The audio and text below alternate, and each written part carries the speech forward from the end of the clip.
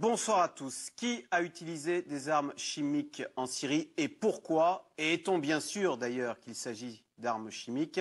Comment, en tous les cas, ne pas s'indigner devant des photos d'enfants morts gazés? La guerre en Syrie est-elle à un tournant? Pourquoi Barack Obama, qui avait parlé de ligne rouge au sujet de l'utilisation d'armes chimiques, ne décide-t-il pas aujourd'hui d'intervenir?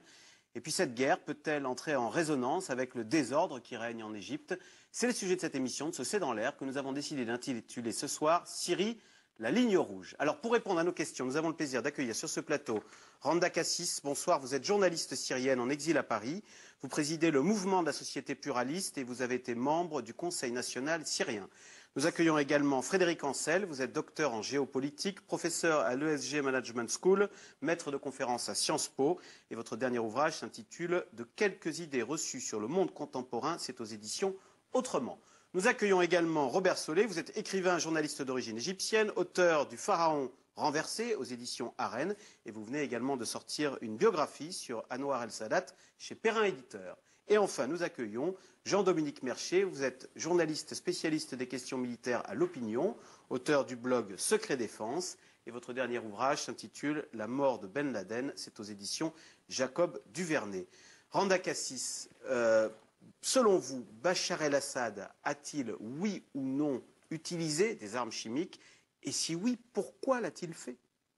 Tout à fait, c'est ça la question. Je crois qu'il il faut garder la prudence.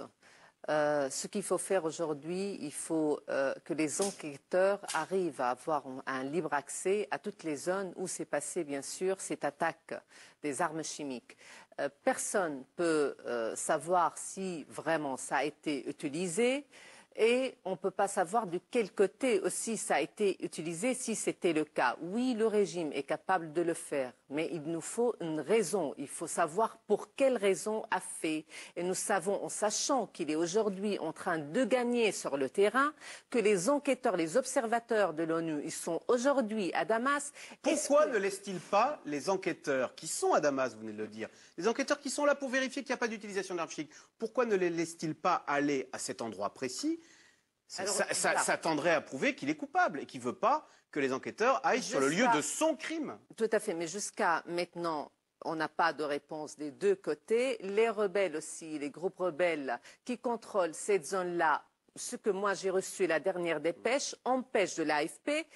C'est marqué, les rebelles empêchent les enquêteurs d'avoir accès à ces zones-là. La Russie et les Américains veulent une totale coopération de la part de régimes et des groupes rebelles, ce qui veut dire aussi que si la Russie accuse les rebelles d'une provocation, ça veut dire qu'elle n'est pas au courant de cet acte-là. Et pour cela, je dis, est-ce que le régime est tellement fou pour commettre un acte pareil? À vrai dire, allez, dites tout ce que vous pensez. Non, je ne pense rien, à vrai dire.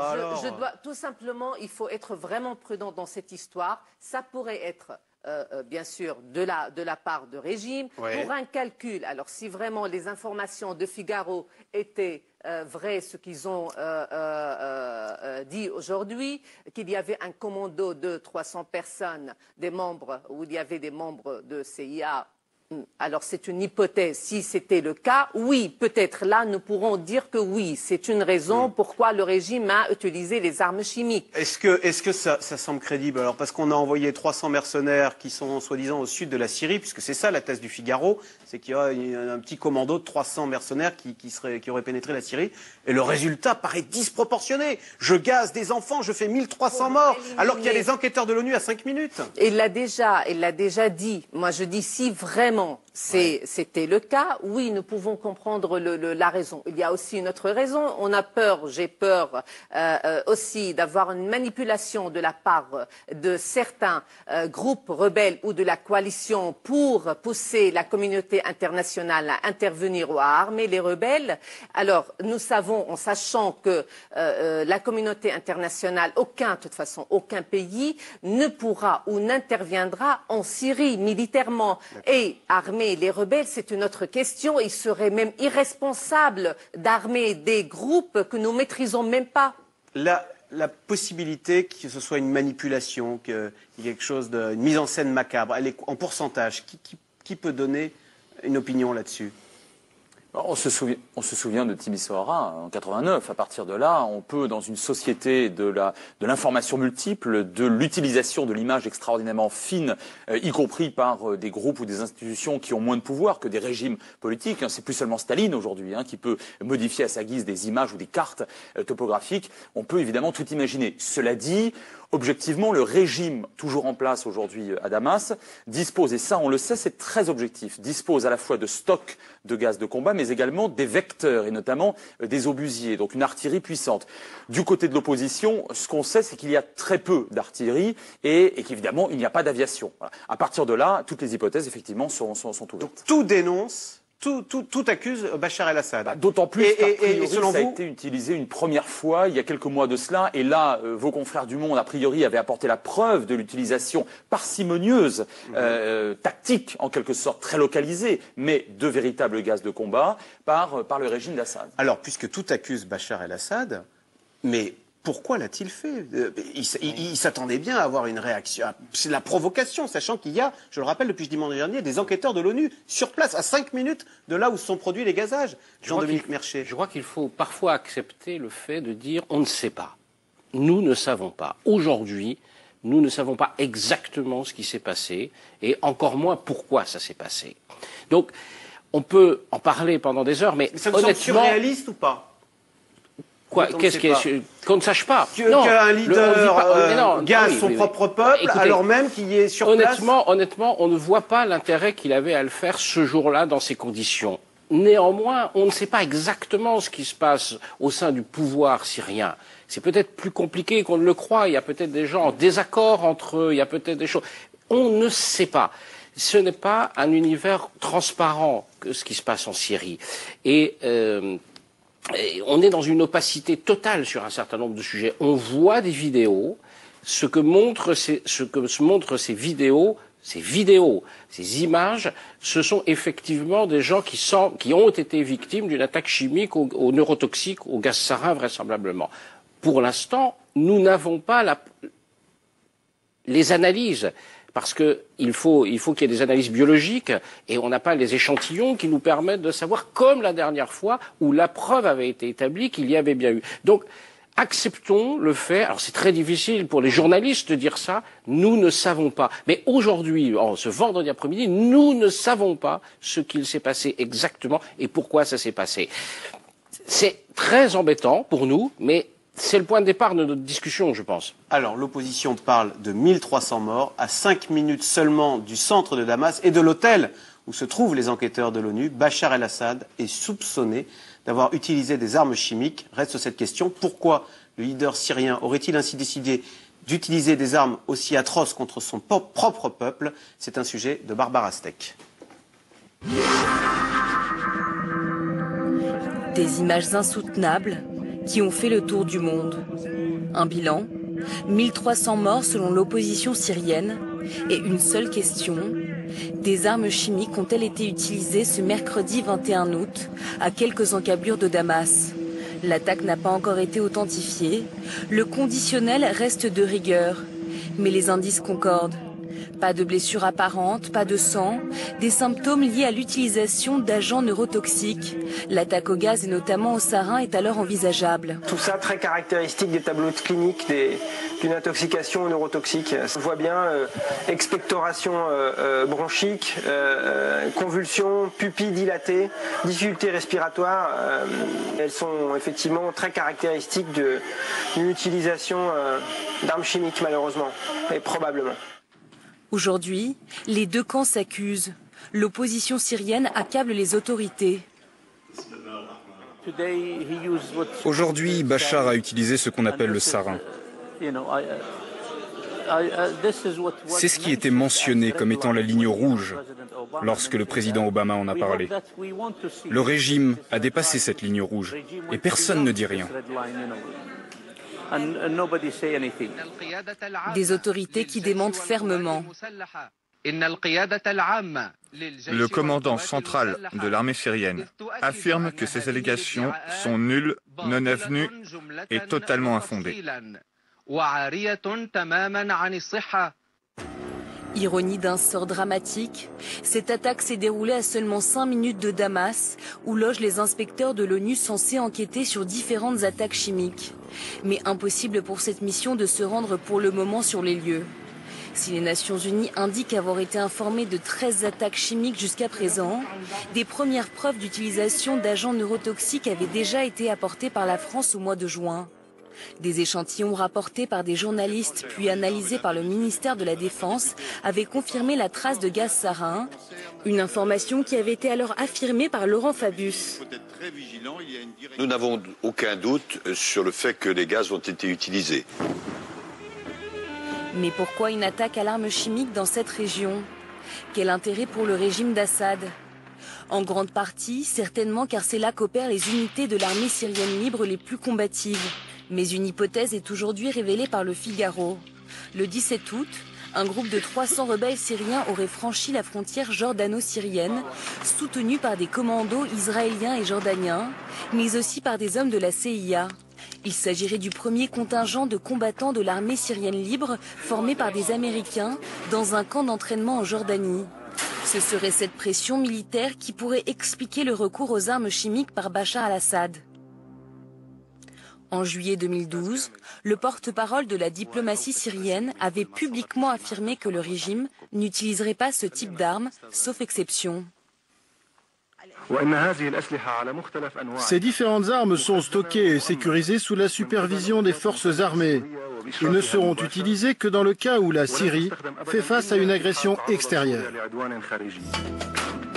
Jusqu'à présent, le conflit syrien a déjà fait plus de 100 000 victimes. Alors, question Internet. Une mise en scène organisée par les rebelles eux-mêmes est-elle envisageable? Quels sont le pourcentage de change? Oui, c'est possible, Frédéric Ancel? Dans l'absolu, comme on le disait tout à l'heure, c'est possible. On peut trafiquer des images. On le voit tous les jours dans le monde entier. C'est quand même, je dirais que c'est l'hypothèse la moins plausible par rapport à celle de l'utilisation authentique de gaz sarin par le régime. Pourquoi? Parce que ça a déjà eu lieu. Et parce que c'est le seul a priori à pouvoir en disposer. Quand vous voyez ces images, Jean-Dominique Mercier, elle vous donne l'impression d'être authentique, vous, le spécialiste militaire? Ces victimes sans blessure, il paraît qu'on voit de la bave. Oui, on en a vu là, à l'écran sur l'ordinateur d'un excellent spécialiste des armes chimiques que vous interrogiez tout à l'heure. Oui, ce sont des manifestations d'une attaque aux neurotoxiques. Les neurotoxiques, ce sont des produits extrêmement dangereux. Le sarin en fait partie. Comment ça agit d'ailleurs? Alors ça agit. En fait, ce sont des produits qui ont été développés à partir des insecticides à l'origine. Et donc, ce sont des produits qui pénètrent dans le corps humain. Ce ne sont pas des gaz. En fait, c'est un liquide. C'est un liquide qui est vaporisé, qui fait une sorte d'aérosol et qui retombe sur les gens. Qui ne dure pas longtemps d'ailleurs. C'est la caractéristique du sarin, c'est-à-dire que il y a eu une attaque au sarin en fonction de la chaleur et de la lumière. Quelques heures après, ou même peut-être quelques minutes après, on peut aller là et ce sera fini, ça aura disparu. Il faut prendre et donc ça pénètre par la peau, ça attaque le système neurologique, donc ça raidit les muscles, ça produit, on se met à saliver et on en meurt. On en meurt quoi? On arrive, on peut plus respirer. On peut plus respirer. Le corps se bloque. On meurt rapidement. Pas forcément. Ça dépend des doses qu'on a reçues. Donc Et on en meurt assurément. Est-ce qu'il y a non, parce que on peut, s'il y a des très très faibles doses, on peut s'en sortir. Il y a des traitements. Il y a des traitements pour en guérir. Enfin bref. Donc voilà, on est face à quelque chose qui ressemble effectivement énormément à une attaque aux armes chimiques. Mais bon. Et comment ça se... C'est interdit, ces armes chimiques. Ah oui, c'est totalement interdit. Alors pourquoi tolère-t-on? Je sais pas, quand quelqu'un a des armes nucléaires, on s'affole, on s'alarme, on refuse. Pourquoi tolère-t-on que très tranquillement, Bachar el-Assad ait des fioles? Alors comment ça se présente? Il a dans un garage? Non, ce sont des gros bidons. Des gros bidons. Là, on parle de plusieurs dizaines, peut-être même plusieurs centaines de litres qui ont été diffusés. Les fois précédentes. Donc on met ça sur une roquette, on envoie la roquette. Vous mettez ça dans un obus, une roquette ou une bombe, vous la larguez et vous faites une toute petite explosion. C'est pour ça que les gens n'apparaissent pas blessés, parce qu'il n'y a pas d'explosion violente. C'est simplement comme s'il y avait une sorte de nuage, vous répandez un nuage qui va tomber, et qui va effectivement... Une pluie d'insecticides, sauf que malheureusement, ce ne sont pas des moustiques. Vous savez, exactement, c'est cette idée-là de la bombe anti-moustique que vous diffusez, c'est cette idée-là. C'est diffusé sur une grande échelle. C'est pas facile à diffuser. C'est des technologies assez complexes que les Syriens maîtrisent depuis la fin des années 80. Donc on le sait qu'ils ont un arsenal, un des plus grands, un arsenal important d'armes chimiques, comme les Israéliens, comme d'autres dans la région. Hein. C'est pas du tout quelque chose Et c'est toléré finalement. C'est toléré. Qu'est-ce que vous voulez faire pourquoi on ne va pas les bombarder? Ça, c'est effectivement, on pourrait, mais si on veut se mettre à bombarder tous les gens qui font des choses avec lesquelles on n'est pas d'accord, on n'a pas fini. Juste une dernière question. Le côté anxiogène de ces gaz sarins, de ces gaz neurotoxiques, de ces insecticides, quoi. C'est sans saveur, sans couleur. Voilà. Ça ne sent rien. Vous dites ça fait pas de bruit et finalement on se balade dans la rue. Ça n'a pas de couleur, ça n'a pas d'odeur, ça ne sent rien. Et quel est le symptôme? Le symptôme, c'est que tout d'un coup, vous ne pouvez plus bouger, vous ne pouvez plus respirer. Pardon, voilà. Alors si jamais vous dites c'est un bidon, et il y en a plein partout, il y en a caché à Bachar à Damas. Alors, des djihadistes, ils prennent ce bidon, ce sont des produits ils vont le mettre au sommet de la Tour Eiffel. Ce sont des produits oui, évidemment, on a en Occident la crainte d'attaques terroristes aux armes chimiques depuis des années. Il y a eu une attaque chimique terroriste dans le métro de Tokyo avec un gaz neurotoxique par cette secte, cette secte improbable, voilà. Donc ce sont des choses qui, effectivement, ce sont des armes extrêmement dangereuses. Leur seul point faible, c'est que c'est très difficile à diffuser et par ailleurs, ça a une durée de vie très courte. Et donc, voilà. Robert Solé, quel est l'état des lieux aujourd'hui de ce qui se passe en Syrie? On a l'impression d'un conflit bloqué. Combien il y a de gens qui sont fidèles à Bachar el-Assad? En face, les rebelles, est-ce qu'ils sont tous les jours un peu plus puissants ou au contraire, est-ce qu'ils s'épuisent? Écoutez, on a bien souligné tout ce qu'on ne sait pas, il y a tout ce qu'on sait. Voilà. Alors déjà, pour revenir d'abord aux armes chimiques, on l'a dit, que les Syriens ont un arsenal chimique.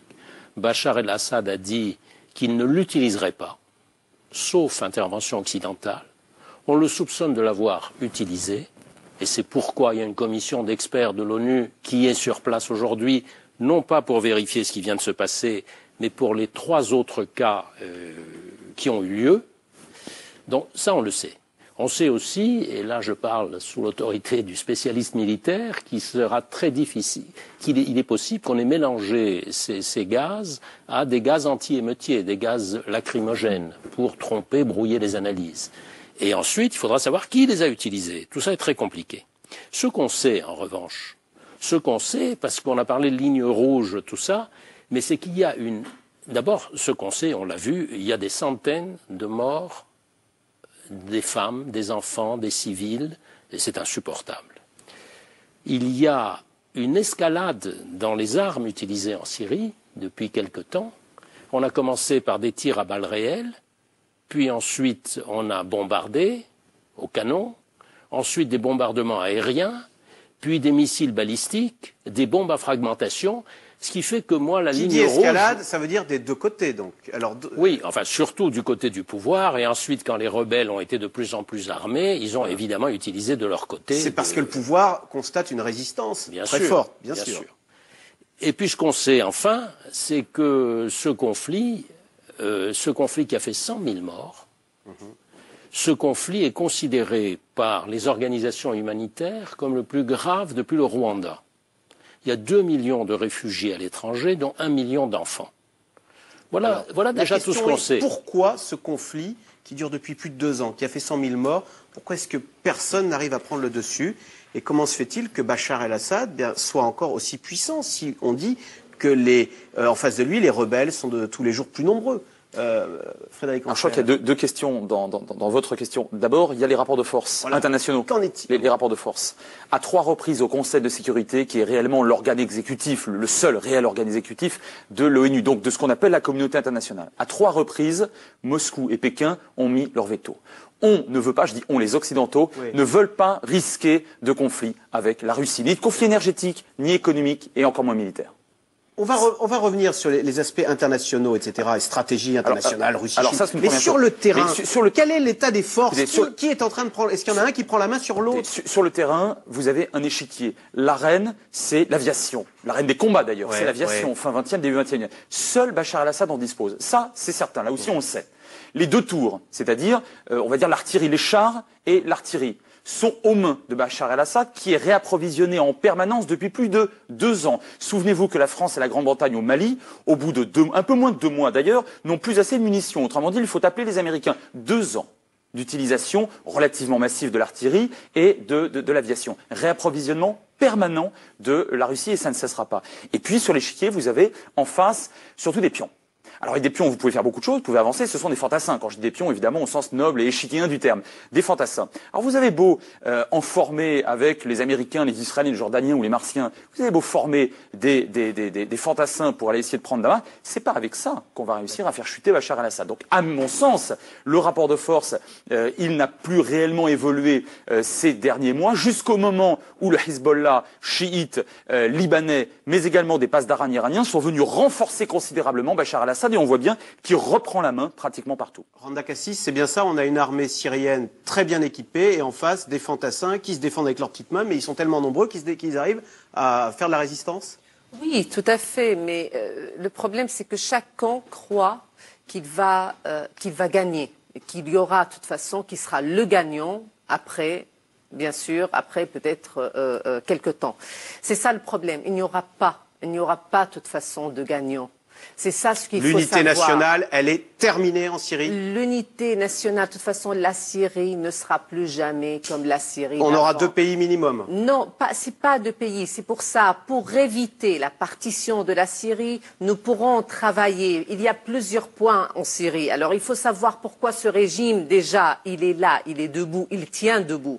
Parce qu'il y a les minorités qui soutiennent ce régime. Pourquoi il le soutient? Pour plusieurs raisons, par crainte, pour leur sécurité, surtout avec l'expansion des fondamentalistes en Syrie et que la Syrie est devenue le pays de tous les fous d'Allah qui viennent pour combattre, pour faire leur djihad, ce qui est tout à fait normal, tout cela pousse les minorités à soutenir encore Bachar el-Assad. Alors, pourquoi ne pas avoir ou ne pas dealer avec les minorités? Pourquoi ne pas travailler sur un vrai projet? Un vrai projet, ça veut dire une autonomie autonomie régionale où il y a des minorités qui sont en majorité dans cette région-là sous le cadre d'un État fédéral. Moi, je ne vois pas la solution, à vrai dire. Une solution politique, elle doit être liée avec un projet pour des Syriens, pour toute la Syrie. Il y a un problème de confiance entre les Syriens, entre les communautés. À vrai dire, il n'y avait pas d'identité syrienne. L'histoire de la Syrie est datée de 1918, mais jusqu'à aujourd'hui, l'identité était très fragile. Aujourd'hui, il n'y en a plus. Alors justement, il n'y a plus d'identité, il y a eu 100 000 morts. Franchement, une réconciliation, vous pensez que c'est possible? Vous pensez que demain, les chrétiens, les chiites peuvent aller embrasser? Non, pour cette raison, j'ai dit un État fédéral, une autonomie, parce qu'il n'y aura pas une réconciliation. Frédéric Ancel. Juste un point quand même. La notion de watan, de nation, une notion très forte en arabe, elle est quand même très ancienne en Syrie. Le Cham, donc la Syrie au sens de la grande Syrie de l'époque, qui incluait d'ailleurs le Liban et d'autres territoires, c'est quand même ce qui a permis à des pouvoirs forts, alors c'est vrai que souvent dictatoriaux pour l'essentiel, et notamment à Assad, père et fils aujourd'hui, de tenir quand même le pays. Là où je crois que ce qui a été dit est essentiel, c'est que vous avez une fracturation communautaire. En Syrie, vous avez une véritable mosaïque. Alors ça fonctionne à partir du moment où, évidemment, vous n'êtes pas par définition en guerre civile. Lorsque Bachar el-Assad, qui est un alaouite, donc qui est à la tête d'environ 10, peut-être 15% de la population alaouite, tous les alaouites n'étant d'ailleurs pas forcément favorables à Bachar el-Assad, mais globalement, avec quelques minorités, notamment les chrétiens, peut-être les druzes, Assad joue à fond. 35 oui, en tout, voilà, c'est à peu près ça. Voilà, ça, en gros, c'est un tiers de minorité. Il joue à fond le soutien, évidemment, alors de son propre clan pour ce qui concerne les alouites, évidemment, et il joue sur la peur suscitée, et à juste titre, par les islamistes radicaux qui, à chaque fois qu'ils prennent le pouvoir sur un territoire entre guillemets libéré à leurs yeux, appliquent une charia intraitable. Et ça, Assad, il en joue bien. Et j'ai envie de dire que malheureusement, pour la poursuite des événements, ces minorités-là, à mon avis, continueront à soutenir indéfectiblement Assad parce qu'en face, c'est pire. Parce qu'il y a des les chrétiens, ils peuvent être zigouillés, passez-moi l'expression. Non seulement les chrétiens, les Kurdes. Regardez ce qui se Kurdes. passe à la frontière avec la Turquie. Un certain nombre de Druzes, alors évidemment des Alaouites contre lesquels on va se venger. Je rappelle que les Druzes sont également l'une des branches du chiisme. Et aujourd'hui, pour les islamistes radicaux sunnites, Al-Qaïda, pour faire vraiment très court, ces gens-là sont des apostats. En attendant, on va pas. Bon, en ce moment, qui gaze, c'est plutôt Bachar el-Assad, apparemment. Est-ce que la solution, ça passe pas aussi avant tout par le départ de Bachar el-Assad dans le cadre, non pas d'une réconciliation, mais d'un apaisement de la situation? Ça fait 2 ans qu'un certain nombre de Syriens le demandent, qu'une partie de la communauté internationale, dont les Français le demandent, et il est très impoli puisqu'il refuse. Donc, il considère qu'il est le président légitime de ce pays et il a envie d'y rester. Et personne n'arrive à le détrôner. C'est tout le problème. Tout le problème est là. C'est que, au départ, vous avez en Syrie ce qui s'est passé en Tunisie, ce qui s'est passé en Égypte, des protestations relativement pacifiques, d'une partie très pacifique d'ailleurs au départ, et le régime, de manière assez cynique, joue la politique du pire. C'est-à-dire que d'entrée, il joue la violence. Et il comprend bien qu'en jouant ça, il va radicaliser une partie de ses ennemis et une partie de ses amis aussi. Et donc il a délibérément plongé son pays dans la guerre civile. C'est ça qu'il faut comprendre. Il y a une sorte de violence dans ces terres qui est incompréhensible pour nous. C'est-à-dire qu'il a joué ça. Il a joué la politique du pire et il a plongé ce pays. Or, ce qui se passe, ce qui se passe, c'est que l'opposition, et surtout l'opposition qu'on aime bien, c'est-à-dire les plus modérés, pas les gens d'Al-Qaïda, elle est incapable de gagner. Voilà, ça fait 2 ans qu'ils essaient, ça fait 2 ans qu'ils n'y arrivent pas. On a beau les aider, on a beau les entraîner, on a beau les financer, on a beau les soutenir, ils n'y arrivent pas. Non pas parce qu'ils ne sont pas bons, non pas parce qu'ils sont nuls, mais parce qu'en face, ils sont plus forts et qu'au sein même de l'opposition, il y a aujourd'hui des gens qui sont beaucoup plus radicaux, beaucoup plus déterminés. Et voilà. Et donc, on est dans une impasse. Robert Solé.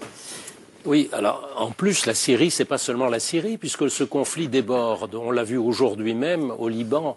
Ce précieux Liban, qui a connu 2 voitures piégées dans les quartiers sunnites de Tripoli, qui ont fait de nombreux morts, de nombreux blessés, qui répondaient apparemment à d'autres voitures piégées dans les quartiers chiites de Beyrouth. C'est toute la région aujourd'hui. Il y a 2 grands conflits dans tout le Moyen-Orient. Et pour une fois, ce n'est pas le conflit israélo-arabe qui en est la raison. C'est quoi? Alors, il y a un premier grand conflit qui est sunnite contre chiite, qu'on voit partout, qu'on voit en Irak. L'Irak est au bord de la guerre civile aujourd'hui. Il y a plus de morts en Irak tous les jours qu'il y en a eu en Syrie, indépendamment de ce drame. L'Irak est au bord de la guerre civile. Et vous avez dans ce grand conflit sunnite-chiite des pays non arabes qui sont de la partie. L'Iran chiite, la Turquie sunnite, tout ce monde, sans parler des monarchies du Golfe. Donc vous avez un premier conflit qui est sunnite-chiite. Mais vous avez un second conflit qu'on constate en Égypte, mais aussi en Syrie, à Alep. C'est un conflit entre musulmans. Un conflit entre partisans de l'islam politique, qu'on appelle les islamistes, avec toutes les gradations, depuis les fous furieux jusqu'aux plus modérés, et puis les musulmans qui ne sont pas islamistes. Et ce sont ces 2 conflits qui sont en train d'envahir toute cette région, et sur un volcan, est en ébullition. Et Israël regarde tout ça avec... Donc ce qui se passe en Syrie, vous dites malheureusement... C'est en germe un peu partout, aussi bien au Liban. En fait, cette bataille entre les laïcs et l'islam politique, cette bataille entre les sunnites et les chiites, finalement, on pourrait le retrouver dans d'autres pays musulmans. C'est-à-dire que là, c'est la Syrie qui déteint, qui déborde sur le Liban, a connu 15 années de guerre civile. Les Libanais seront peut-être assez sages pour éviter ça, mais ça les dépasse. La cause, elle n'est pas chez eux. Alors simplement, dans le Grand Maghreb, c'est-à-dire à l'ouest du Nil, donc en gros de l'Égypte jusqu'au Maroc, le clivage, il est surtout effectivement entre musulmans, parce qu'il n'y a pas de chiites. Donc là, on est vraiment entre sunnites. Le problème n'est pas politique contre laïque. Laïque contre nationalisme ou conservateur. D'ailleurs, on peut très bien être musulman conservateur, mais refuser la mainmise d'un État qui serait effectivement islamiste au sens radical du terme. En revanche, au Mashrek, autrement dit à l'est du Nil, donc c'est Proche-Orient jusqu'à l'Irak, l'Iran et même au Pakistan, là, Robert Solé a parfaitement raison. Je crois que le clivage fondamental fondamental aujourd'hui est extrêmement violent, guerrier, militaire. C'est le clivage entre sunnites et chiites avec ce qui renforce malheureusement cette guerre, c'est effectivement un usage ou une utilisation externe des différents adversaires sur le terrain. Et si vous dites dans cette région, le Mashrek, tout est entre sunnites et chiites, alors Israël, il faut qu'il choisisse son camp aussi, ou il navigue entre les deux, ou c'est hors équation? Alors, je dirais que pour l'instant, c'est hors équation. Ou peut-être Israël est dans l'œil du cyclone. C'est-à-dire qu'on ne parle pas aujourd'hui, on ne parle plus du conflit israélo-arabe, certainement pas. Et alors encore un peu israélo-palestinien avec des négociations qui devraient plus ou moins prendre. Mais le président palestinien Mahmoud Abbas a beaucoup de mal à attirer l'attention sur lui parce que pour l'instant, ce n'est pas là que ça se passe. Et j'ajoute un point très important, c'est que le conflit intra-syrien, le conflit sur lequel on va revenir, le conflit, les violences qui se sont produites en Égypte, de la même manière que la guerre Iran-Irak dans les années 80 ou celle du Yémen il y a encore 3 ans, non, rien à voir avec Israël, en tout cas avec le conflit israélo-palestinien. Et ça, je crois que c'est intéressant de voir à quel point le gouvernement israélien se tait, il n'intervient pas. Et petite pointe, c'est pas de l'humour, mais ironie du sort, les combattants de la liberté du printemps, on va dire du premier printemps arabe, il y a 2 ans et demi de cela, suppliaient les Israéliens de ne pas les soutenir. Parce qu'ils ne voulaient pas être considérés, évidemment, comme les agents du sionisme, entre guillemets. Alors, quelles sont les réactions internationales au massacre qui vient de se passer à Damas? Eh bien, réponse, aucune. Le Conseil général de l'ONU est bloqué, on le sait, à cause des vétos russes et chinois. Les Américains, qui pourtant avaient mis en garde contre l'usage d'armes chimiques en parlant de ligne rouge, eh bien, les Américains ne donnent aujourd'hui guère l'impression de vouloir s'engager. Et finalement, le pays le plus offensif, c'est peut-être la France, avec Laurent Fabius, qui brandit la menace d'une réaction de force. C'est un sujet de Laurent Saïda Diop. Toute utilisation d'armes chimiques, où que ce soit, par qui que ce soit, et quelles que soient les circonstances, violerait le droit international. Un tel crime contre l'humanité devrait avoir de graves conséquences pour celui qui l'a perpétré. Une nouvelle fois, j'appelle à une enquête immédiate portant sur les derniers incidents. Ban Ki-moon menace, réclame. Et pourtant, jamais la communauté internationale n'a paru si impuissante face au conflit syrien. Impuissante face à l'horreur d'hommes, de femmes et d'enfants, victimes d'un probable bombardement massif à l'arme chimique. Si tout cela était avéré, ce serait monstrueux. La France condamne de façon la plus ferme le massacre de Damas. Toutes les lignes rouges ont été franchies. Les condamnations ont beau pleuvoir, l'ONU est littéralement paralysée. Réunie d'urgence mercredi, 30 pays ont réclamé une enquête immédiate. Mais c'était sans compter avec les vétos russes et chinois. Faute de consensus sur les mesures à prendre, les voix dispersées de chaque pays se font entendre. Laurent Fabius se veut le plus offensif. Vous dites toujours la même chose. Alors, si c'est avéré, nous, la position de la France, c'est qu'il faut qu'il y ait une réaction. Qu'est-ce que ça veut dire, une réaction? Non pas d'envoyer des militaires sur le terrain. Sur le terrain, parce que ça demanderait... C'est impossible, c'est impossible. Bon, mais une réaction non seulement, bien sûr, de condamnation internationale, mais une réaction qui peut prendre une forme, je ne veux pas être plus précis, de force. Côté américain, le ton est plus mesuré. Il est surtout question de diplomatie. Toutes les options sont sur la table, à part l'envoi de troupes sur le terrain, que les choses soient claires. Cela a toujours été le cas et les discussions sur les étapes à suivre continuent au sein de l'administration. Contraste saisissant. Il y a à peine un an, Barack Obama tenait un discours beaucoup plus musclé, resté dans les mémoires. Nous avons fait savoir de façon claire au régime de Bachar al-Assad qu'il s'agissait d'une ligne rouge pour nous, que de commencer à voir des armes chimiques se déplacer ou être utilisées. Cela changerait mon calcul, cela changerait l'équation. Pour l'instant, l'équation reste la même. 2 ans et demi de combat, 2 millions de réfugiés syriens et 100 000 morts. États-Unis et Russie devraient se réunir mercredi prochain à La Haye pour discuter des moyens de mettre un terme à la guerre en Syrie. Alors, pourquoi Barack Obama, qui l'an dernier, il y a 1 an pile, je crois, disait c'est une ligne rouge, pas d'armes chimiques, et bien finalement, 1 an plus tard, hop, la ligne rouge a disparu. Frédéric Ancel. Et en fait, il a peur d'y aller, quoi. Pas envie. Oui, pardon de revenir à mon idée de tout à l'heure, mais on ne veut pas d'affrontement avec la Russie. Vladimir Poutine... je pensais que vous alliez me dire avec la Syrie. Non, vous me dites avec la Russie. Avec la Russie. Bachar el-Assad a prévenu à plusieurs reprises que s'il y avait intervention extérieure, d'abord il pouvait effectivement utiliser des gaz de combat, mais qu'il mettrait le feu à la région. C'était ses propres termes. Il le peut. Il dispose d'une capacité balistique, autrement dit de missiles, très importante pour frapper, par exemple, au hasard, ses voisins turcs, jordaniens et israéliens, 3 États alliés des États-Unis. Maintenant, vous imaginez ces alliés allant voir Washington, donc le grand allié, et allant lui demander une protection et donc par conséquent une riposte immédiate militaire contre Assad. Assad demande la même chose à Poutine et on a un véritable risque de déflagration. Personne n'en veut. Et Vladimir Poutine, à plusieurs reprises, a témoigné du fait que, notamment au Conseil de sécurité des Nations Unies et pas seulement, par l'approvisionnement permanent que j'évoquais tout à l'heure en armes et en matériel, que pour lui, le maintien de Bachar el-Assad, pour plein de raisons sur lesquelles on pourrait revenir, est alors pour le coup, une ligne rouge. C'est la raison pour laquelle on recule. Alors pourquoi Israël et la Turquie n'interviennent pas? Là, ils ne feraient qu'une bouchée de Bachar el-Assad. Pardon, mais quel est l'intérêt pour Israël d'intervenir dans un conflit qui ne le concerne pas directement, d'une part, et d'autre part, est-ce que Assad est un voisin si épouvantable que ça pour l'État juif?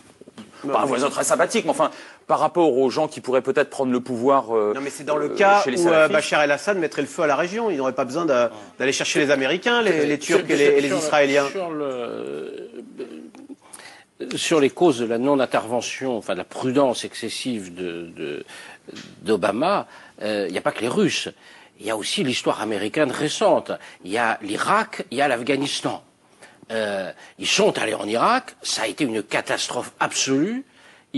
C'est toujours une catastrophe absolue. Ils sont allés en Afghanistan, avec nous d'ailleurs. Et on en part tous en se disant ce qu'on a fait là-bas, c'est pas génial. Bon, et les Américains, la ligne politique qui domine à Washington, qui est relativement consensuelle, se dire plus jamais ça. On ne refera pas des erreurs comme ça avant au moins une génération. C'est le même traumatisme qu'avait été le Vietnam. Donc il y a la décision de la société américaine. Les Américains ne veulent pas s'engager dans des conflits. C'est le peuple américain. Oui, c'est l'Amérique. L'Amérique ne veut pas s'engager dans une nouvelle guerre, dans un pays avec des musulmans, avec des terroristes, avec on ne sait quoi. Ils ne veulent plus entendre parler de ça. Voilà. Robert Solé. Là, ce qui se complique, c'est qu'on est dans une guerre civile. On avait réussi à entraîner, l'Europe avait réussi à entraîner les Américains en Bosnie. On avait réussi à les entraîner en Libye. Ils ne sont pas très contents.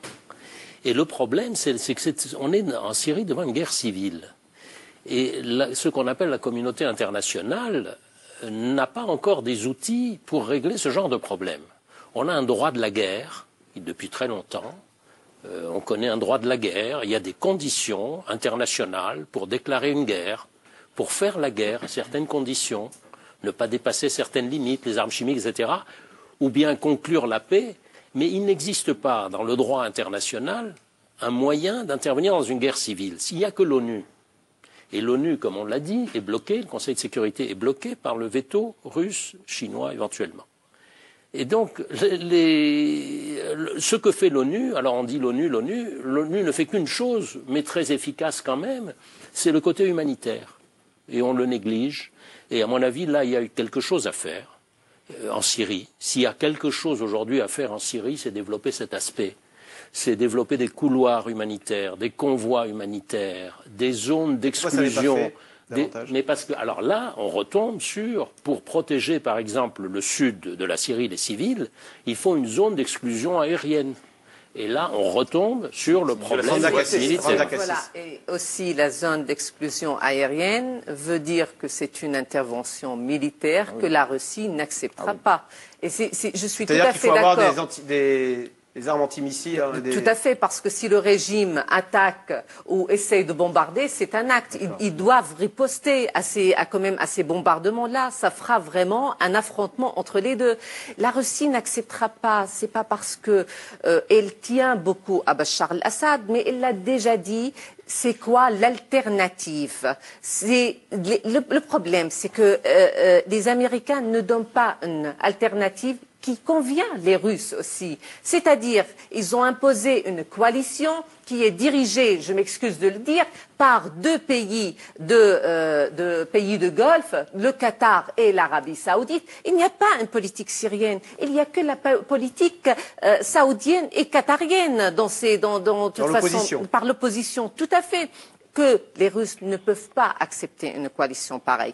Ils insistent et ils vont encore insister. Ils sont d'accord pour aller pour faire la conférence de Genève 2, mais ils veulent d'autres forces d'opposition qui sont beaucoup plus proches à la Russie que, bien sûr, plus proches aux autres. Ils veulent aussi leur force à eux. Chacun cherche ses propres intérêts dans cette région. Aujourd'hui, Moscou a quand même demandé à Bachar el-Assad ainsi qu'à l'opposition de coopérer avec l'ONU. D'habitude, Moscou soutenait toujours Bachar el-Assad. Là, elle demande quand même dans le cadre... Tout à fait, parce Alors, est-ce qu'il n'y a pas le début d'un lâchage quand même? Mais ça fait pas mal de temps. Moscou n'est pas très attaché à Bachar el-Assad. Comme les Alaouites ne sont pas très... Non, je dis, ils ne lâchent pas parce qu'ils n'ont pas l'alternative. Quand on a une alternative... C'est pas de l'amour, c'est de la raison. Voilà, tout à fait. Ils ne sont pas très doués pour créer une alternative. Il faut vraiment chercher une alternative qui peut être acceptable pour les Russes. Et de là, nous pourrons avancer. Mais sinon, ce n'est pas l'amour fou entre Bachar el-Assad et Poutine. Il y a aussi deux éléments. L'un structurel. Il faut bien se souvenir que la Syrie est alliée militairement à l'URSS puis à la Russie depuis 1951. Toutes les élites militaires syriennes, bien avant Hafez al-Assad, le père de l'actuel Bachar, partaient à Moscou faire leur Bachar el-Assad, il est allé en formation à Moscou? Bachar el-Assad, non, parce que c'était un ophtalmo qui était à Londres, parce qu'il a été rappelé d'urgence au moment où son grand frère, qui lui devait prendre le pouvoir, est mort d'un accident de la route en 94. Mais à la mort du coup de Hafez, son père, en 2000, c'est lui qui a été bombardé général et qui a pris le pouvoir. Et puis il y a du plus conjoncturel, l'affaire libyenne.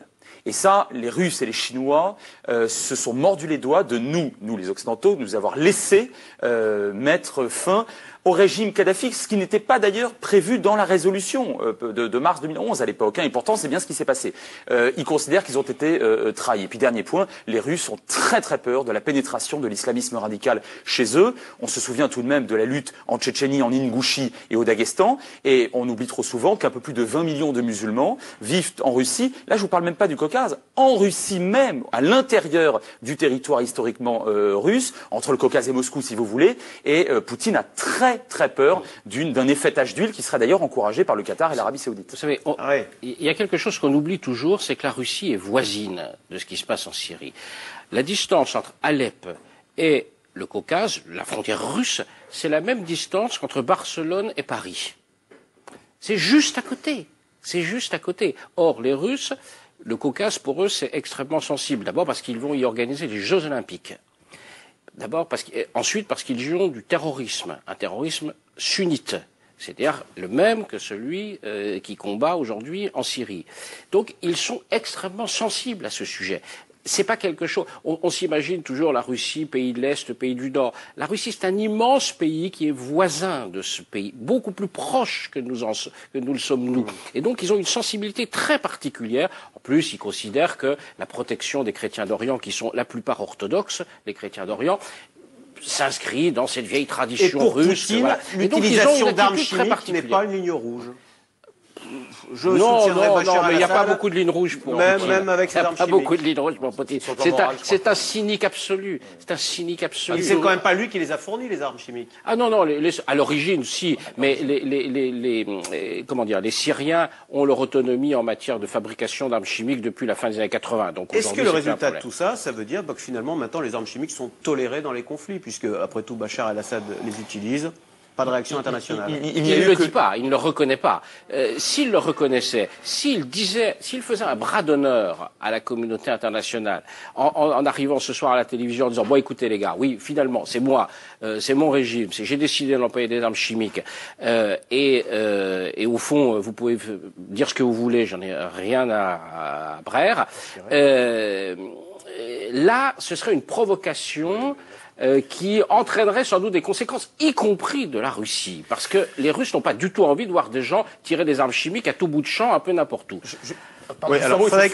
Juste un mot. En 88, à Halabja, donc dans le Kurdistan irakien, le dictateur Saddam Hussein, qui était à l'époque au pouvoir, n'a absolument pas hésité à utiliser des gaz de combat. Et il l'a dit ? Il y a eu 5000... Alors, Pour être honnête, il n'avait pas revendiqué, mais il n'a pas nié. Là, Bachar al-Assad, il nie catégoriquement.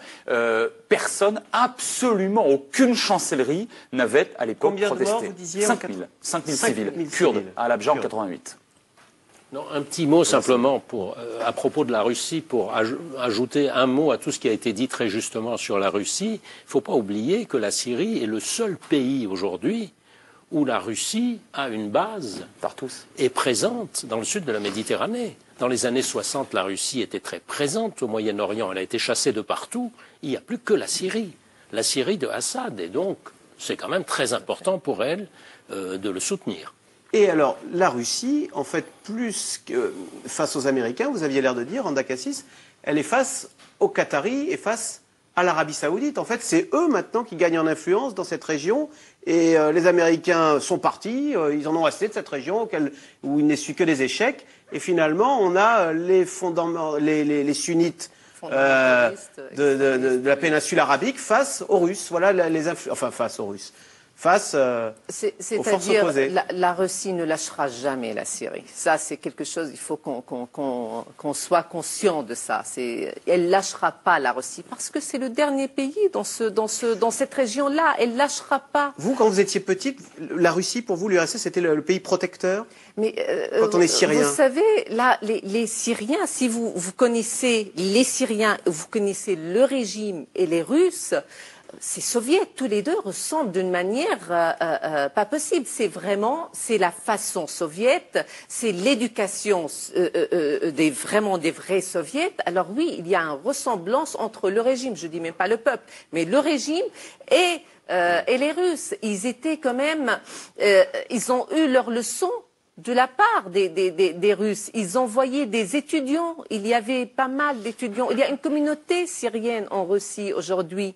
Alors oui, bien sûr, il y a ce rapport-là, surtout que même, je ne vais pas ajouter, je suis tout à fait d'accord que la Syrie est le seul pays qui reste pour la Russie aujourd'hui. Elle ne lâchera jamais la Syrie pour cela, pour cette raison. Je crois Poutine ne peut quand même pas cautionner 100 000 morts comme ça. Vous pouvez nous rappeler le nombre de victimes civiles en Tchétchénie lors de la guerre civile, enfin lors de la répression en Tchétchénie, 200, 300, 400 000. Poutine était au pouvoir. Non, franchement, je suis absolument d'accord avec ce qui a été dit tout à l'heure, avec ce que Dominique Merchet a dit. Je ne crois pas qu'il y ait de ligne rouge morale pour un Vladimir Poutine. Je crois que là, il faut être sérieux. Si les rapports de force devaient s'inverser radicalement sur place, alors peut-être qu'en dernier ressort, il lâcherait Assad pour quelqu'un d'autre, mais qui continuerait de le soutenir, et notamment qui conserverait sa souveraineté sur le port de Tartous, qui est effectivement cette base. Sur l'histoire de calendrier, parce qu'on va parler de l'Égypte dans quelques secondes, est-ce qu'on peut penser que Bachar el-Assad a profité, entre guillemets, des événements, des troubles en Égypte, en se disant ça va passer inaperçu, la communauté internationale en ce moment les yeux rivés sur le Caire? Robert Solé, ou bien c'est un hasard de calendrier? Chacun profite. Nous avons notre attention est continuellement détournée depuis plusieurs semaines d'un pays à l'autre. Cet après-midi, c'est le Liban. Il y a quand même un énorme attentat au Liban. Jean-Dominique Merchet. Oui, non, juste pour intervenir quand même sur ce qui concerne les Français. On a vu Laurent Fabius dire il faut des solutions de force. Voilà. Alors, il faut vraiment se poser une question. Si on intervient, quand on intervient dans des conflits extérieurs, pourquoi le fait-on? Est-ce qu'on le fait pour changer la donne sur le terrain, ou est-ce qu'on le fait pour se mettre au clair avec sa conscience, parce qu'on se sent coupable et qu'on se dit il faut absolument faire quelque chose. Là, on est quand même plutôt dans cette hypothèse, j'ai l'impression. Au Mali, on est intervenu, on a réellement bien fait d'intervenir, et le résultat est très bon. En Libye, ça fait 2 ans. On a fêté cette semaine, dans l'indifférence totale, les 2 ans de la chute de Kadhafi. La Libye est dans un état catastrophique. Catastrophique. Il y a eu entre 4 et 5 000 morts dans les violences depuis la chute de Kadhafi. Le pétrole ne s'exporte plus. Les assassinats politiques se multiplient. Donc, est-ce qu'on veut ça aussi? On s'est fait plaisir, on s'est vraiment fait plaisir. On a dit, on va tuer un dictateur et ensuite ce sera la démocratie. Est-ce qu'on veut refaire la même chose en Syrie? Il faut vraiment se poser des questions. Intervient-on pour l'intérêt des peuples ou pour sa conscience? Alors, en Égypte, Hosni Moubarak a été libéré hier et du coup, on peut avoir l'impression d'un retour à la case départ puisqu'on est à nouveau en Égypte avec un régime militaire au pouvoir, sauf que désormais, il s'agit du général Al-Sisi. Mais les frères musulmans, eux, sont pourchassés et la population semble finalement fort bien s'en accommoder. C'est un sujet d'Alice Malberg.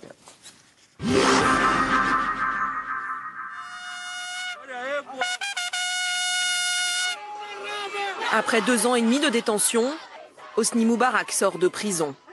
C'est à bord d'un hélicoptère qu'il est transféré dans un hôpital militaire du Caire, où il sera assigné à résidence. La suite de son procès pour meurtre doit reprendre dimanche, mais les espoirs suscités par la chute de l'ancien Raïs sont aujourd'hui bien loin. À part cette vingtaine de soutiens, la sortie de l'ancien dictateur laisse le peuple égyptien dans une relative indifférence. Les soldats portés par la foule à la chasse aux islamistes. Depuis une semaine, le pays est plongé dans la crise et les violences. Les partisans du président déchu Mohamed Morsi sont traqués, comme ici à la mosquée Al-Fat, où 300 d'entre eux s'étaient réfugiés. Vous voyez ces criminels? Ils tirent sur des gens innocents, à l'intérieur d'une mosquée. Que Dieu nous protège. Dehors, des partisans des frères musulmans tirent sur les forces de l'ordre depuis le minaret de la mosquée. L'armée réplique. Sous les applaudissements, la police embarque les islamistes. Pour le gouvernement de transition, la rupture est définitivement consommée. Il ne peut pas y avoir de réconciliation avec ceux qui ont du sang sur les mains. Dès le lendemain, le nouvel homme fort, le général Al-Sisi, promet la réponse la plus énergique aux islamistes.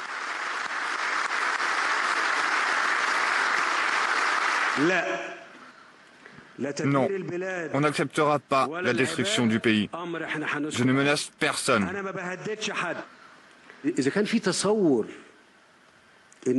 Quiconque imagine que la violence fera plier l'État et les Égyptiens doit revoir sa position.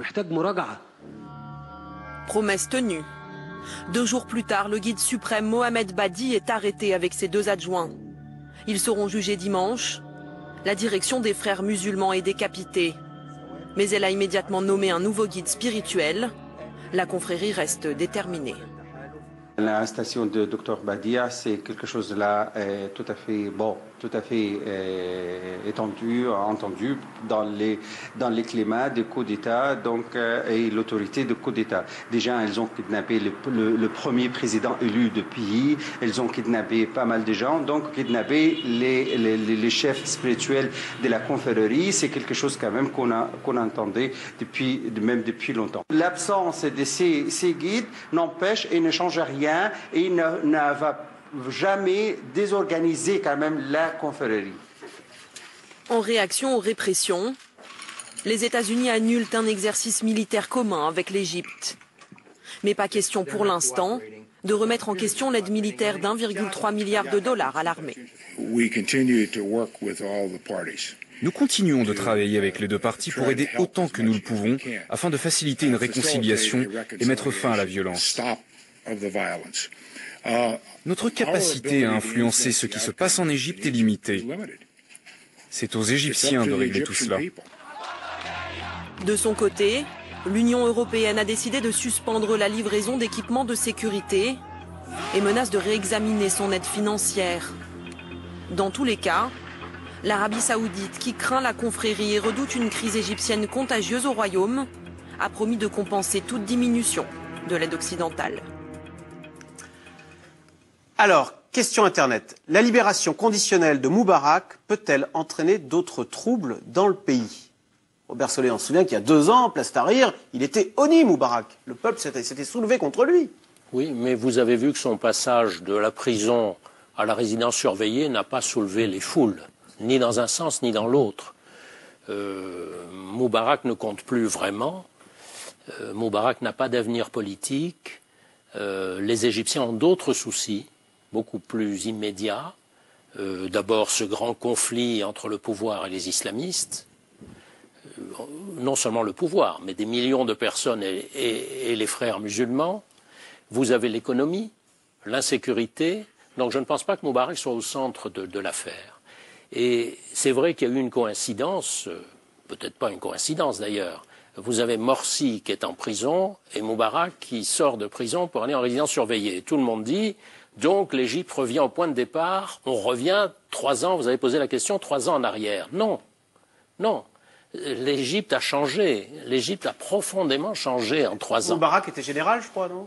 Moubarak a dirigé l'armée de l'air. Il était le commandant en chef de l'armée. Et aujourd'hui, on a général Al-Sisi, c'est un autre général. C'est pas du tout pareil. C'est pas du tout pareil. En 3 ans, l'Égypte a changé en 3 ans. A changé vraiment. D'abord, les gens sont descendus dans la rue, ont appris à descendre dans la rue, et on le voit tous les jours, appris à revendiquer, n'ont plus peur. Il y a un bouillonnement dans cette société qu'on ne connaissait pas. Hein, ça, c'est... Deuxièmement, il s'est passé une chose extrêmement importante pour l'Égypte, mais aussi pour toute la région. C'est qu'on a eu un parti islamiste, le grand parti islamiste arabe, au pouvoir pendant 1 an, qui a échoué, qui a été chassé, on peut discuter de la façon dont il a été chassé, mais qui a été chassé du pouvoir. Ça, c'est un grand changement également.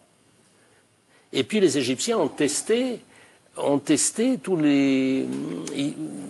ce qui s'est passé, c'est-à-dire l'insécurité. Ils ont découvert l'insécurité dans un pays qui était très stable quand même.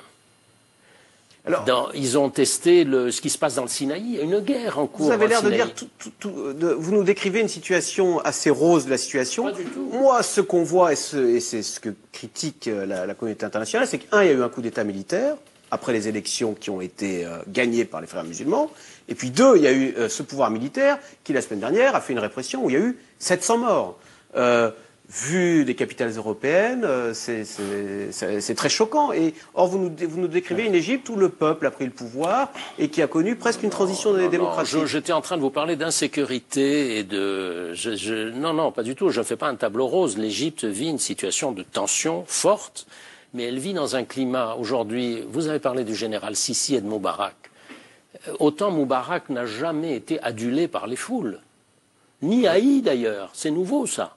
Moubarak a gouverné 29 ans, c'était pas Nasser, c'était pas Sadat, c'était Moubarak. Moubarak n'a été ni adulé, ni haï vraiment. Le général Sisi aujourd'hui, les gens, c'est un peu le nouveau Nasser, c'est tout à fait différent. Pourquoi alors ?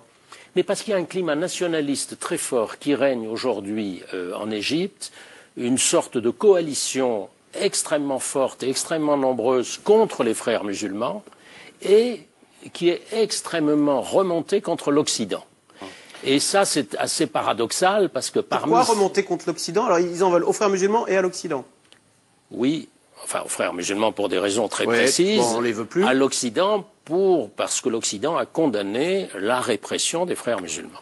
A condamné modestement, parce que s'il s'était passé n'importe où, à Moscou, à Alger, à Istanbul, à Téhéran, ce qu'il s'est passé au Caire, c'est-à-dire que l'armée a ouvert le feu sur des manifestants, en a tué plusieurs centaines, presque 1 millier, mais ça aurait été l'insurrection médiatique et toutes les bonnes consciences. Tout le monde aurait dit, mais c'est affreux, qu'est-ce que c'est ce régime, ce général dictateur? Imaginez dans n'importe quel pays, imaginez déjà le scandale qu'a fait la répression un peu dure, mais qui n'a rien à voir avec celle qui s'est passée au Caire, à Istanbul, quand il y a eu les manifestations. Mais on a dit, mais ce président islamiste est un véritable dictateur, c'est atroce, la Turquie, machin. Il y a eu 5 morts, voilà, dans des bagarres un peu trop violentes.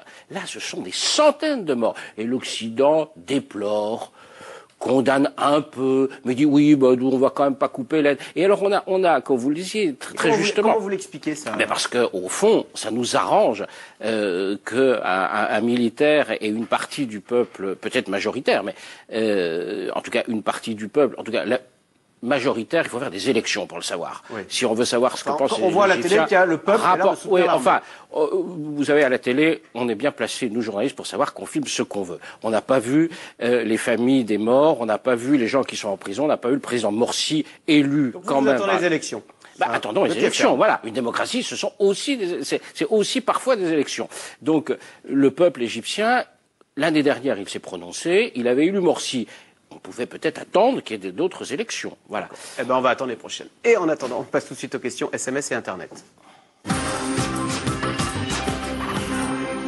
Les Jeux Olympiques de Sotchi ne pourraient-ils pas être boycottés par les Occidentaux?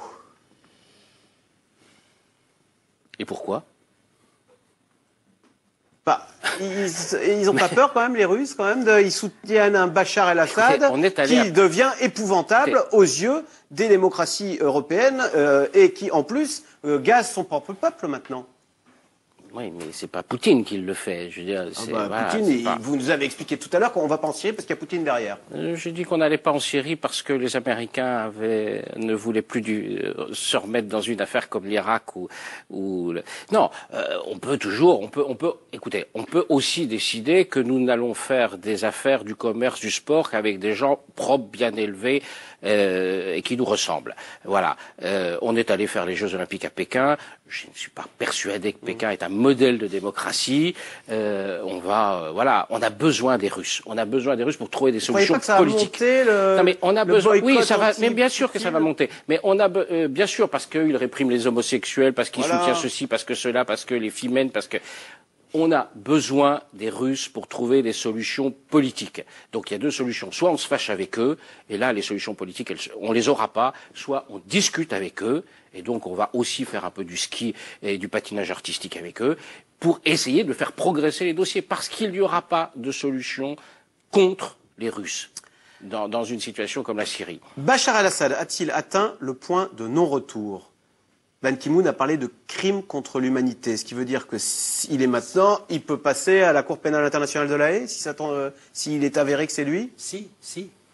On n'a toujours pas établi, bien sûr. Oui. Voilà. Je crois que c'est une question qui, encore une fois, sort de la dimension morale. En géopolitique, malheureusement, ce n'est qu'une variable dans les prises de décision. C'est une question de rapport de force. Si un jour, par miracle, Assad devait perdre du terrain sur place, suffisamment pour que même Poutine et les Chinois le laissent tomber, alors oui, un jour, il pourrait se retrouver, s'il est démontré que c'est lui, effectivement, qui a procédé à l'usage interdit par les conventions de Genève de ces armes chimiques, il pourrait se retrouver devant une cour. Aujourd'hui, il y a toute une série de si, dont le moins qu'on puisse dire est qu'ils ne sont pas réunis. En un mot, parenthèse, pourquoi les Chinois soutiennent-ils Bachar el-Assad ? Les Russes, on a compris, mais les Chinois ? Alors très rapidement, les Chinois sont arc-boutés sur la sacro-sainte souveraineté, le respect de la souveraineté. Pour une raison d'ailleurs assez simple. On ne déboulonne pas les gens au pouvoir. Et ils détestent qu'on vienne leur chercher des poux au Tibet et au Xinjiang. Ça, ils ne le supportent pas. Puis deuxième point très rapide, globalement, sur le Proche-Orient, ils suivent les Russes depuis un certain nombre d'années.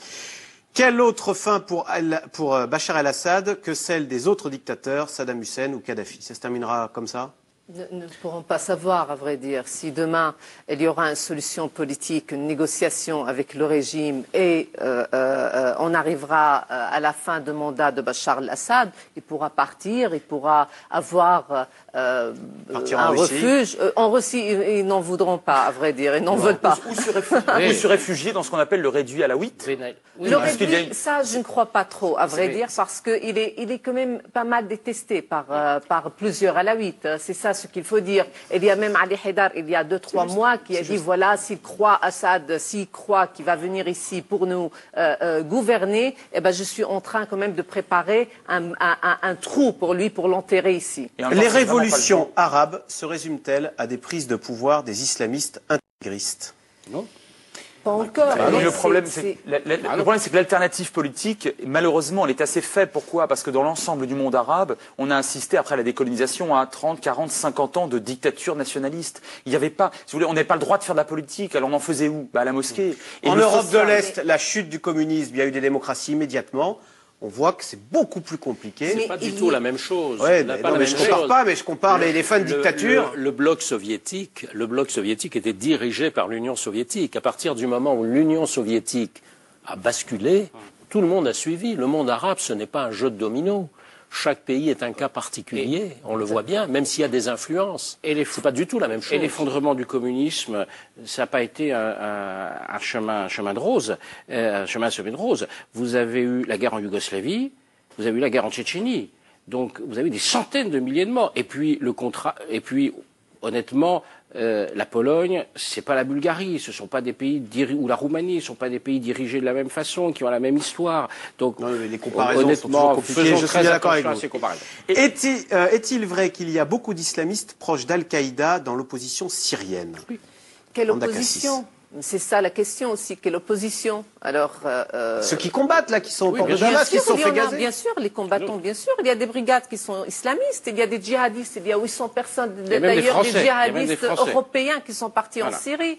Il y en a, bien sûr, il y en a. Il y en a qui ont fait allégeance à Al-Qaïda, comme le EIL, l'État islamique de la Syrie et l'Irak. Oui, Jabhat al-Nusra, le front al-Nusra aussi. S'ils n'étaient pas là, vous pensez que ça ferait longtemps qu'on les aurait armés? Ils desservent terriblement la cause. Oui, mais à vrai dire, c'est trop tard. La communauté internationale a pris beaucoup de temps. Elle pouvait faire quelque chose dès le départ, peut-être négocier, mais même intervenir, peut-être c'était au début, au départ des contestations. Alors justement, que veut dire Fabius par réaction de force aujourd'hui? Il ne veut rien dire, à vrai dire, parce que la France ne va pas quand même intervenir toute seule de façon unilatérale. Aucun pays ne le fera, ça nous le savons très bien. Ça peut pas vouloir dire armer les rebelles, justement, qu'on aurait choisi? Mais c'est ça aussi, ce qui est irresponsable aussi d'armer les rebelles. Des groupes que nous ne maîtrisons pas, comment armer des rebelles. Ça fait des mois qu'on le fait. Jean-Dominique Ça fait des mois que nous armons les rebelles. Alors on le dit pas parce que c'est un peu secret, parce que voilà, mais ça fait des mois que les services occidentaux, américains, britanniques, français, sont à l'œuvre pour former, encadrer, armer, voilà. Mais pas les djihadistes ou bien si ça se trouve non, mais alors non, pas les djihadistes, nos alliés, nos alliés, les gens de l'armée syrienne libre. Alors évidemment, on prend des précautions parce que on ne sait pas exactement quand on commence à donner une arme où elle va dans quelle main elle va se retrouver. C'est pour ça qu'on ne donne pas, par exemple, d'armes anti-aériennes parce que ça c'est vraiment trop dangereux. Mais évidemment qu'on fait, évidemment qu'il y a mais depuis des mois, il y a une coopération militaire clandestine qui est mise en place. Mais ça ne suffit pas, malheureusement. Assiste-t-on dans le monde à une radicalisation croissante contre les frères musulmans? Je dirais qu'il y a une réaction. Et notamment en Égypte, alors là c'est le paradigme, c'est l'exemple absolu, une réaction face à des Ikhwan, des frères qui avaient parlé de social pendant des années, des dizaines d'années, et qui avaient parlé d'anticorruption. On a bien voulu les croire. Je rappelle quand même qu'il y a un an, plus de 65% des suffrages exprimés en Égypte le sont sur deux listes islamistes, les frères et encore pire, les salafistes. Bien. Donc il y avait un très grand espoir. En une année, ils n'ont rien fait. Mais je n'exagère pas. Rien. Pas un projet, pas un plan d'action, notamment social. Or, aujourd'hui, l'Égypte, mais pas seulement l'ensemble du monde arabe, est travaillé par une absence de social. Les gens souhaitent pouvoir disposer de la dignité. C'est un mot qui est très à la mode, notamment au Maghreb depuis le printemps arabe, qu'on oublie trop souvent. On ne fait pas que de la politique. Le printemps arabe, ce n'est pas que politique, c'est aussi du social. Voilà qu'ils arrivent au pouvoir. Ils ne font rien d'autre que tenter de s'emparer définitivement et totalement du pouvoir et d'imposer la charia. Résultat, on les met dehors. Il reste une minute pour une question qui, je crois, pourrait nous prendre des années. Peut-on espérer un jour la paix au Moyen-Orient? Un jour, oui. C'est le un jour qui compte. Mais quel jour? Non, Robert La Solé, réponse franchement. est la verront pas, oui, bien sûr, on le souhaite tous et on sait parfaitement que ce n'est pas pour demain.